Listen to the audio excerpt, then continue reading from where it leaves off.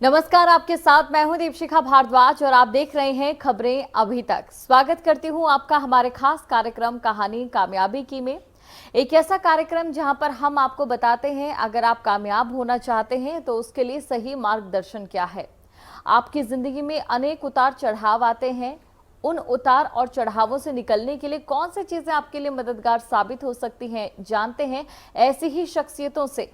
रोजाना हमारे इस कार्यक्रम में ऐसी शख्सियत हमारे साथ जुड़ती हैं जो आज उस मुकाम पर पहुंच गई हैं जो आपके लिए बेहतर सलाहियत आपको दे सकती है। आज भी हमारे साथ एक ऐसी खास शख्सियत मौजूद हैं जिनका नाम है आचार्य विजेंद्र चौहान जी। सर नमस्कार। प्रणाम। आप सभी को मेरी ओर से बहुत बहुत बहुत बहुत प्रणाम। संगीत की दुनिया में आपका इक्का चलता है, वहीं दूसरी तरफ बात अगर धार्मिक कार्यक्रमों की भी करें तो वहां पर हमेशा आपको ही याद किया जाता है। एक ऐसे स्तर पर आप पहुंच चुके हैं जिसे कामयाब कहना गलत नहीं होगा, लेकिन इस कामयाबी के पीछे की एक कहानी क्या है वो आपके शब्दों में सुनना चाहेंगे। देखिए, मैं सिर्फ यही कहूँगा कि ईश्वर किसी न किसी को कोई ना कोई काम देता है। मुझे संगीत की सेवा ईश्वर ने सौंपी है और मुझे बचपन से ये लगता था कि संगीत ही कर सकता हूँ, दूसरा कुछ और कर नहीं सकता।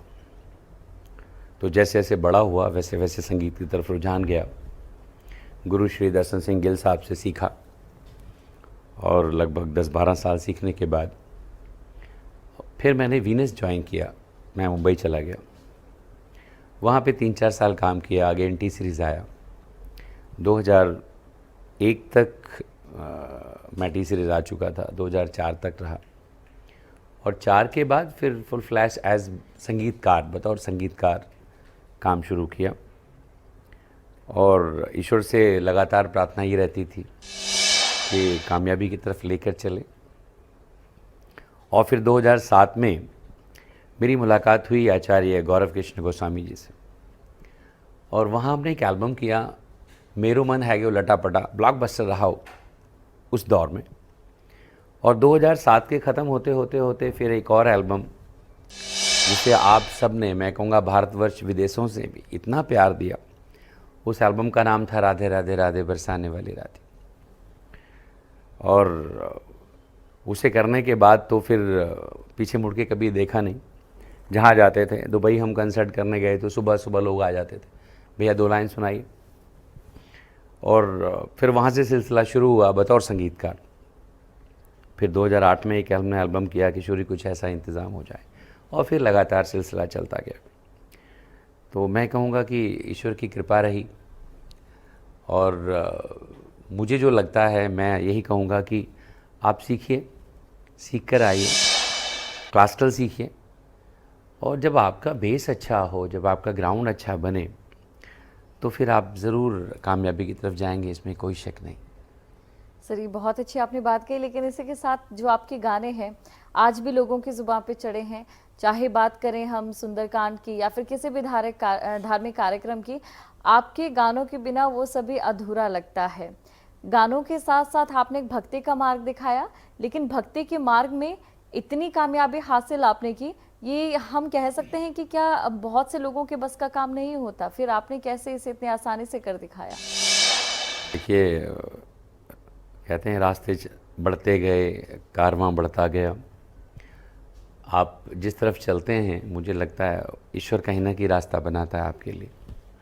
2011 में एक म्यूज़िक कंपनी थी द्वारकाधीश करके, द्वारिका में।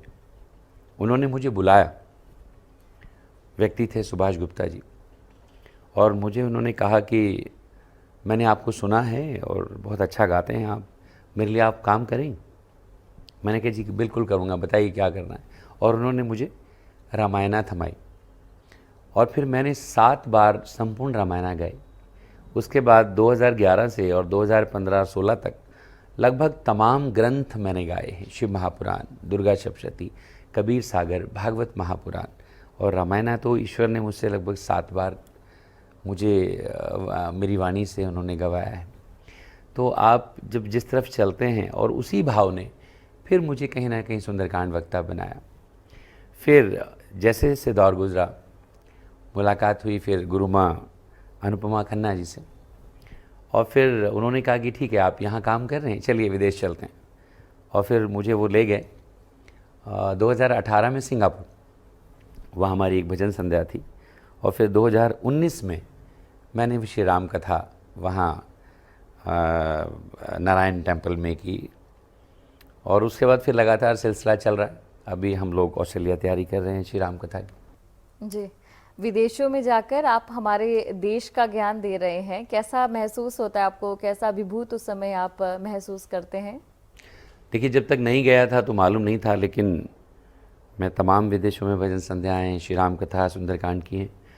मुझे लगता है जैसा भाव वहाँ पे लोगों का है, जो जुड़ाव वहाँ के लोगों का होता है, वो मैंने यहाँ कम देखा है।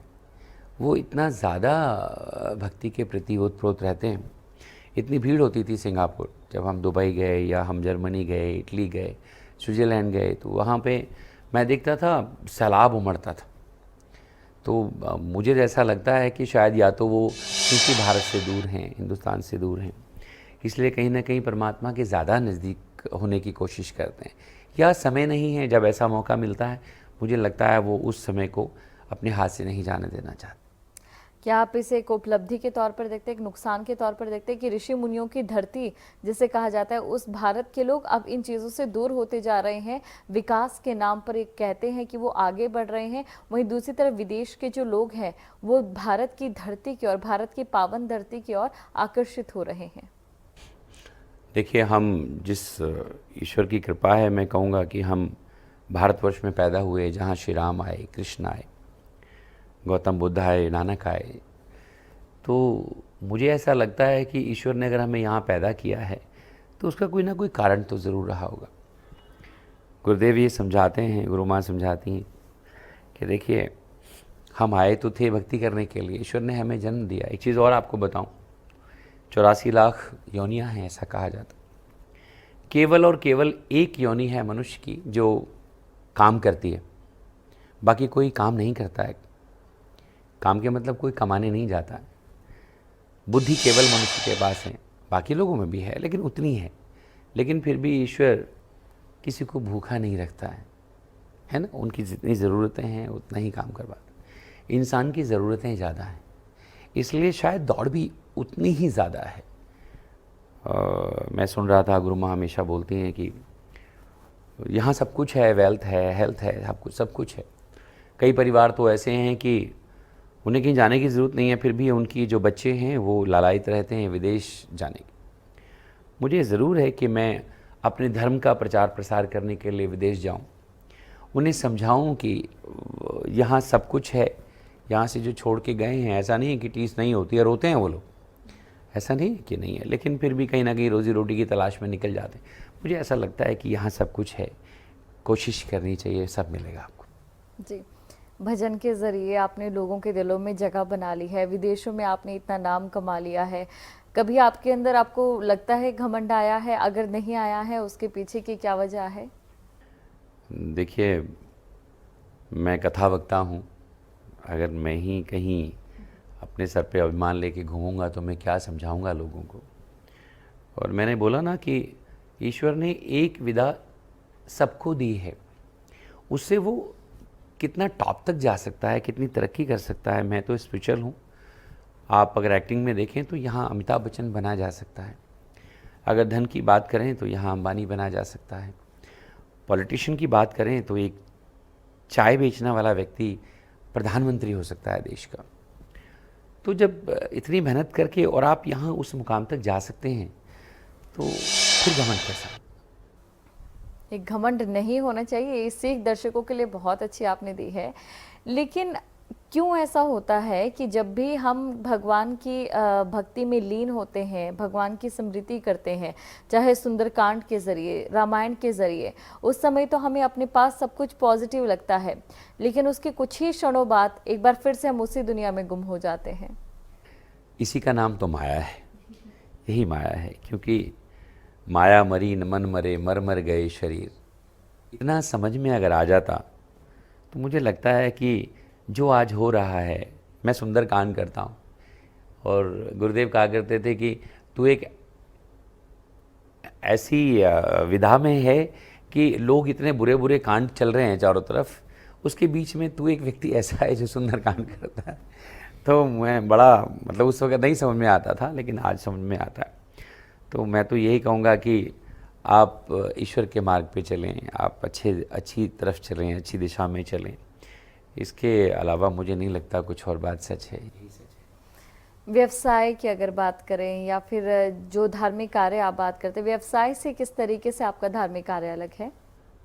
देखिए, मैं आज एक बात और कहूँगा, आज बड़े प्लेटफॉर्म पे बैठा हूँ कि श्रवण मंगलम है, कथन मंगलम में संशय है। समझ आया आपको? नहीं। मैं कथा करता हूँ, मेरी कथा में मुझे ऐसा लगता है कि एक लालच है कि मुझे परिवार पालना है। तो मैं जो बोल रहा हूँ, मैं जो कह रहा हूँ, या मैं कथा कह रहा हूँ, सुंदरकांड कह रहा हूँ, भजन संध्या कह रहा हूँ, तो कहीं ना कहीं एक धनोपार्जन का मेरा, मैं कहूँगा कि तरीका है।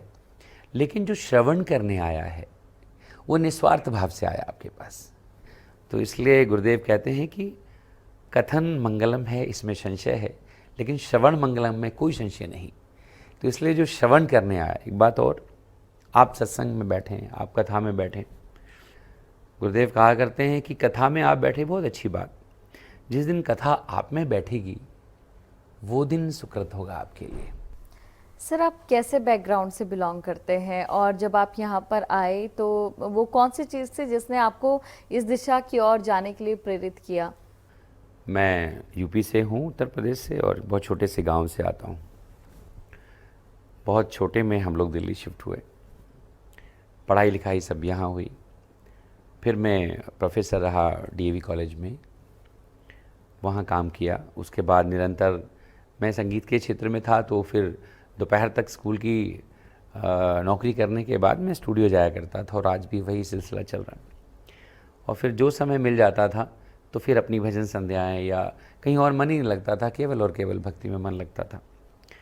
और मैं अपने बात करूं अपने पेरेंट्स की, मेरे माँ, मेरे फादर साहब बहुत ही स्पिरिचुअल रहे। फादर साहब बचपन में जब बहुत छोटा था तो गाया करते थे, तो मुझे लगा कहीं ना कहीं उनकी प्रेरणा थी कि स्कूलों में उन दिनों बाल सभाएं हुआ करती थी एवरी सैटरडे, और वहीं से फिर प्रेरणा मिली। कुछ गाता था और बड़ी प्रेज़ करते थे वहाँ के टीचर्स। उन दिनों में कुछ गिफ्ट के रूप में एक पेंसिल, एक रबड़, वो हमें मिलती थी। और मुझे लगता है उन्हीं सब चीज़ों ने आज मुझे विजेंद्र चौहान बनाया। आपके घर में आपका प्रेरणादायक कौन है, या फिर ये कह सकते हैं जिसका मार्गदर्शन आपने अपनाया, या आज इस मुकाम पर पहुंचने के बाद आप जिसे सबसे ज़्यादा याद करते हैं? देखिए, मुझे ऐसा लगता है, कहते हैं ना कि वो हर एक व्यक्ति की सफलता के पीछे और कोई एक स्त्री का हाथ होता है। तो मैं कहूँगा मेरी धर्मपत्नी नीरजा जी, जब से आज अगले वर्ष 25 साल हो जाएंगे शादी, तो लगातार प्रेरणा रही। जब जब कभी ऐसा लगा कि टूट रहा हूँ तो वो प्रेरणा बनकर सामने आई। और आज भी निरंतर जब कभी भी ऐसा लगता है कि यहाँ इस पॉइंट पे कुछ गड़बड़ होने वाली है, तो फिर वो खड़ी हो जाती है कि नहीं नहीं, ऐसा नहीं, आप ऐसा करिए। बच्चे दोनों ही बहुत मैं कहूँगा प्रतिभाशाली हैं। बेटा मेरा गा रहा है, गुड़िया गाती है। और आने वाले समय में मुझे ऐसा लगता है कि जो, देखिए, एक तो है सीखना, एक है कि कोई ईश्वरीय कृपा रहती है, तो मुझे लगता है उन दोनों पर ईश्वरीय कृपा है और सुर परमात्मा ने उन्हें देकर भेजा है। तो मैं कहूँगा बहुत अच्छा है। और फिर समय समय पर निरंतर मुझे संतों का सानिध्य मिला। मैं जैसे जैसे बड़ा होता चला गया, क्योंकि स्पिरिचुअल में था, धार्मिक कार्यक्रम में था, तो फिर आचार्य मृदुल जी, बहुत सारे, गौरव कृष्ण गोस्वामी जी, स्वामी धर्मदेव जी, उसके बाद फिर रिसेंटली गुरुमान पमा। और मैं भाग्यशाली हूँ, मैं कहूँगा कि एक शब्द है, बड़भागी हूँ कि मुझे तमाम हिंदुस्तान के महान संतों का सानिध्य मिला। आचार्य मृदुल कृष्ण गोस्वामी जी, अनुराग कृष्ण शास्त्री जी, विजय कौशल जी महाराज, गुरुमान उपमा खन्ना जी, इस तरह से तमाम संतों का सानिध्य मिला। तो मुझे कभी ऐसा लगा ही नहीं कि जहाँ जहाँ मैंने कहा ना कि जब गिरते हुए तूने मुझे थाम लिया है, गिरने ना दिया तूने जब तेरा नाम लिया है। तो जैसे जैसे आगे बढ़ते चले गए, वैसे वैसे मुझे प्रेरणा लगातार मिलती रही। तो मैं कहूँगा कि जब संत ने हाथ थामा हो, और अभी मैं कहूँगा रिसेंटली गुरुदेव धर्मदेव जी महाराज इतना अनुपम प्यार, इतना मैं कहूँगा हृदय से मुझे प्रेम करते हैं। तो ये सब चीज़ें जब आपके जीवन में हैं तो मुझे नहीं लगता कोई परेशानी हो सकती। क्यों ना अब आपके गानों को लेकर बात करें, आपके गीतों को लेकर बात करें जो लोगों की जुबान पर चढ़े रहते हैं। कोई भी धार्मिक कार्य, एक बार फिर से कहूँगी कि उसके बिना अधूरा नहीं है। आपका पसंदीदा खुद का कौन सा गीत है?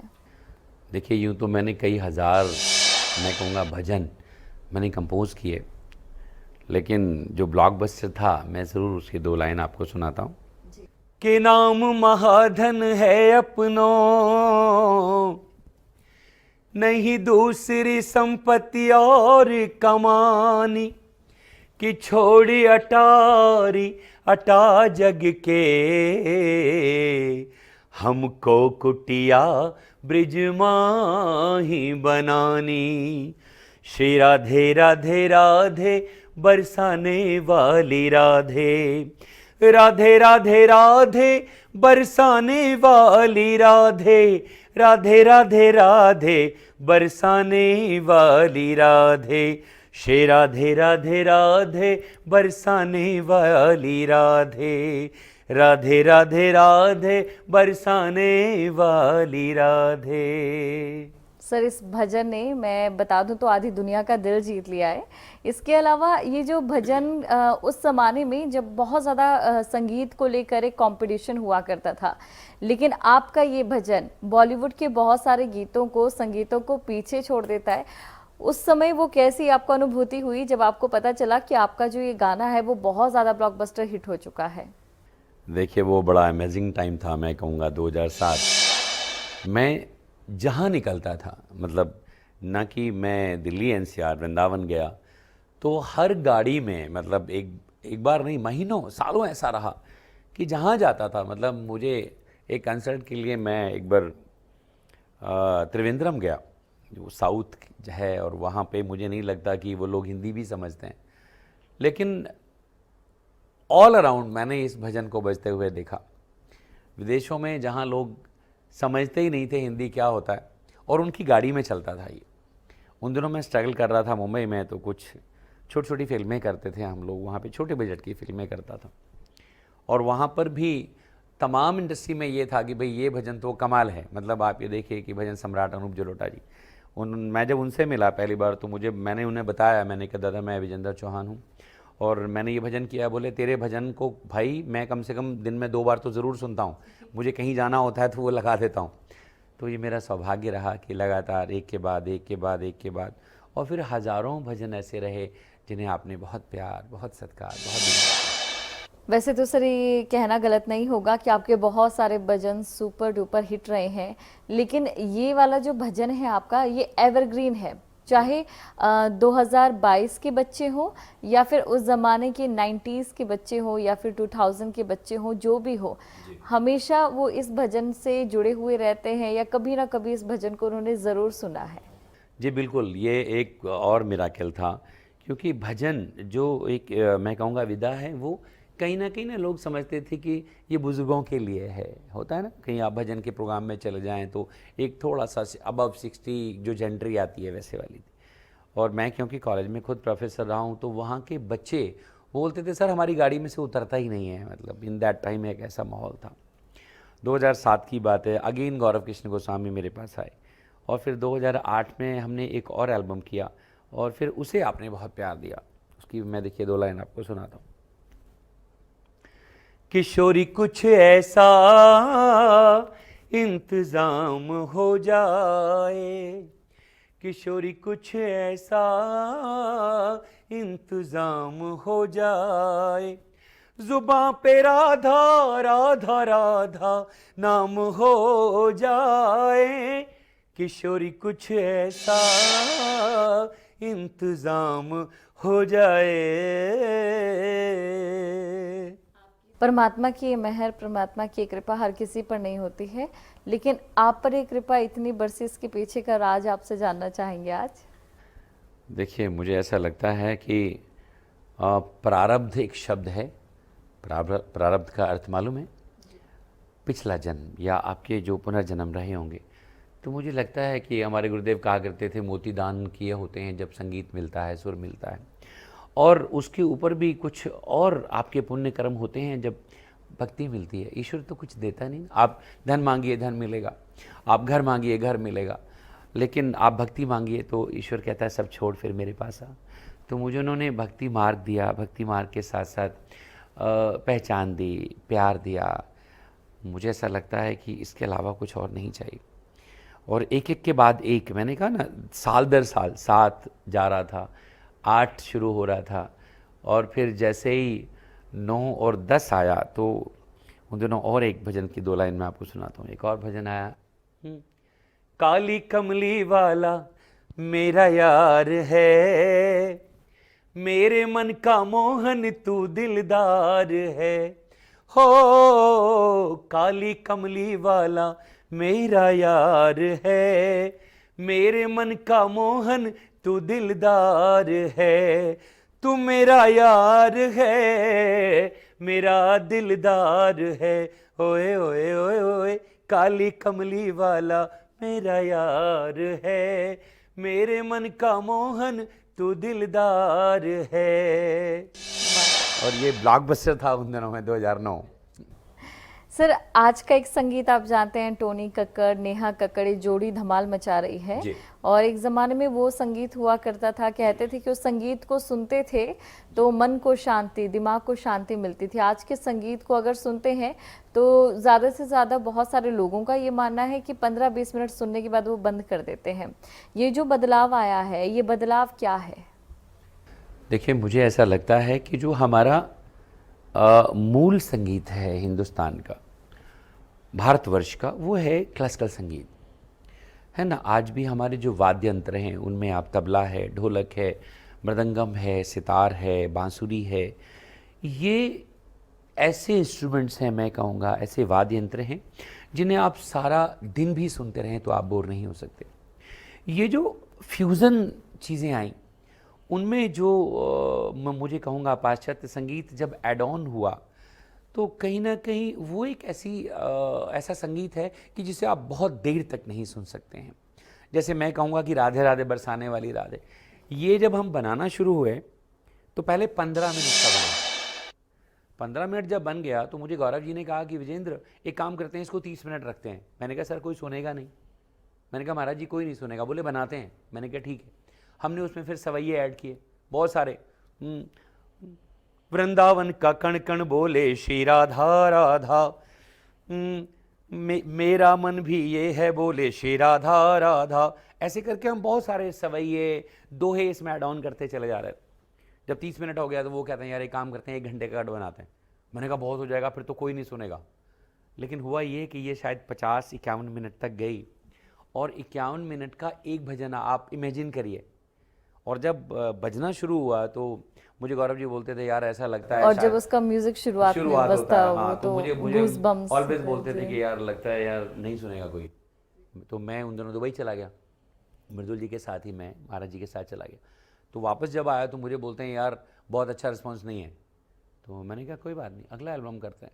10 दिन बाद आया कि माल नहीं है। उन दिनों कैसेट चला करती थी। तो मैंने कहा क्या बात करते हो। फिर हमने वीडियो बनाया और वीडियो का भी कॉन्सेप्ट यही था। तो उन्होंने कहा बड़ा कैसे बनेगा। मैंने कहा जी आप एक काम करिए, एटलीस्ट 20 कैमरे हमने हायर किए और फिर जितनी जगहों की उस पर नाम हमने लिए। आप देख रहे हैं ना कि वृंदावन में आई और वृंदावन में जितनी जगहें हैं, गोवर्धन में जितनी जगहें हैं, गोकुल में जितनी जगहें हैं, गोवर्धन में जितनी जगहें हैं, बरसाने में जितनी जगहें हैं, तमाम जगह को हमने शूट किया और फिर महाराज जी का क्रोमा करके फिर हमने वो एडिट करके डाली। और मुझे ऐसा लगता है कि इन दैट टाइम कोई समय ऐसा नहीं था कि पायरेसी, मतलब जितना शायद कैसेट्स हम लोगों ने, हमारी कंपनी विपुल म्यूजिक ने नहीं बेची थी, पायरेसी से कम 50 लाख कैसेट बिकी होगी। सर काश ये बातचीत और लंबी चलती, लेकिन इस समय घड़ी की सुइयां मुझे रोक रही है। लेकिन वाकई आपसे बात करके बहुत अच्छा लगा और दर्शक भी सरप्राइज हुए होंगे ये जानकर कि जो राधा रानी एक गाना है, गाना जो बहुत से लोगों की ज़िंदगी में बन गया, उसके पीछे की कहानी क्या है, शायद आज वो पहली बार कैमरा स्क्रीन पर भी आया होगा। तो उम्मीद करती हूँ आपको ये कार्यक्रम अच्छा लगा होगा। अब मुझे दें इजाज़त और आप बने रहें खबरें अभी तक के साथ। नमस्कार।